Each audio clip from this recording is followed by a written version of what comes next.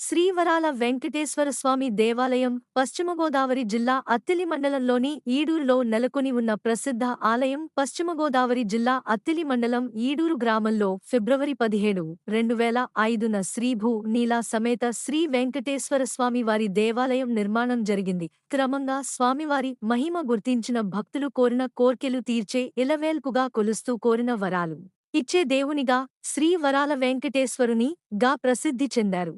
మనసులో కోరిక తలచుకుని 11 ప్రదక్షిణలు చేసి ఆ కోరిక నెరవేరిన తరువాత 108 ప్రదక్షిణలు చేసి వారి మొక్కును చెల్లించుకోవడం ఇక్కడ ప్రజల ఆనవాయితీగా మారింది.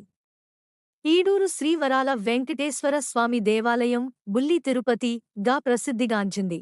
దేవాలయంలో జరిగే కార్యక్రమాలు: యాగం, సకల లోకాధిపతి దేవతా సార్వభౌముడు కలియుగ ప్రత్యక్ష దేవుడు సృష్టిస్థితి లయకారకుడు అగు శ్రీ వెంకటేశ్వర స్వామి యొక్క దర్శన భాగ్యమే ఈ కలియుగంలో ముక్తిమార్గమని ఇచ్చటి ప్రజల ప్రగాఢ విశ్వాసం. మానవుడు సంఘజీవి కనుక తన సుఖశాంతులే కాక సమాజంలో అందరి సుఖశాంతులను కోరాలి. కనుక అందరూ సుఖంగా ఉండాలి, అందరికీ మంచి బుద్ధి సిద్ధించాలని, సర్వజనులు సుఖశాంతులతో ఉండాలని, ఆలయ దినదినాభివృద్ధి సాధించాలని ఈ యాగ ప్రధాన సంకల్పం.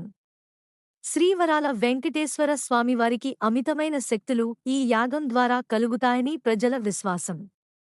ఈ యాగంలో పాలుపంచుకున్న దంపతులకు, సర్వులకు శ్రీవారి అనుగ్రహం వల్ల సర్వదోష నివృత్తి, నక్షత్ర దోషాలు నివారణ, సర్వ శుభాలు, సుఖశాంతులు కలుగుతాయని, సంతానం లేనివారికి సంతానం, ఉద్యోగ, వ్యాపార, చెరువుల అభివృద్ధి కలుగుతాయని, గ్రామం, రాష్ట్రం, దేశం అన్ని విధాల సుఖశాంతులతో తులతూగెదరని ప్రజల నమ్మకం. విశేష పూజలు: ప్రతి శనివారం విశేష అలంకారాలు, విశేష పూజలు, అభిషేకాలు నిర్వహిస్తారు. ప్రతి నెల వచ్చే శ్రవణ నక్షత్రం రోజున స్వామివారికి కళ్యాణం జరుపుతారు.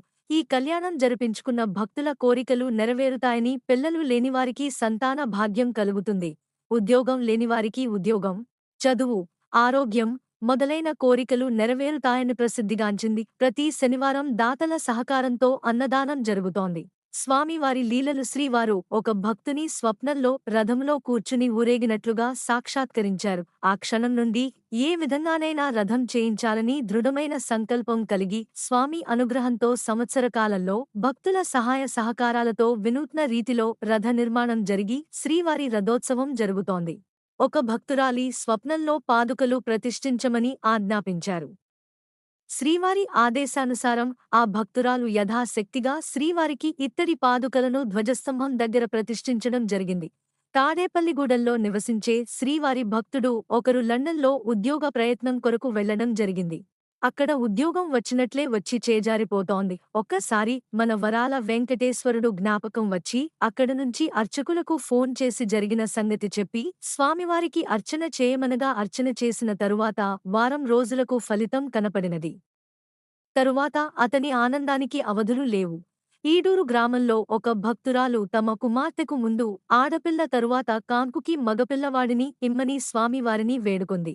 ఒకరోజు స్వామి ఆ భక్తురాలు కలలో కనబడి, నీ బిడ్డకు తప్పక మగ శిశువు ప్రసాదించెదను, నీవు నాకిష్టమైన నల్ల ద్రాక్ష తులాభారం వెయ్యమని అడిగెను.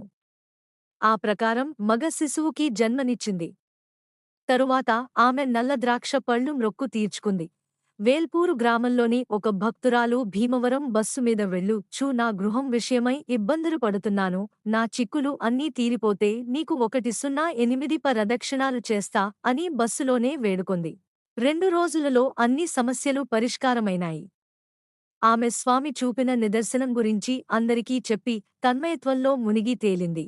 మోగల్లు గ్రామంలో ఒక బ్రాహ్మణ భక్తుడు తన గ్రహానికి సంబంధించిన కాగితాలు గురించి, తన కుమారుడు అమెరికా ప్రయాణం ఎంత ప్రయత్నించినా ఫలితం రావడం లేదు.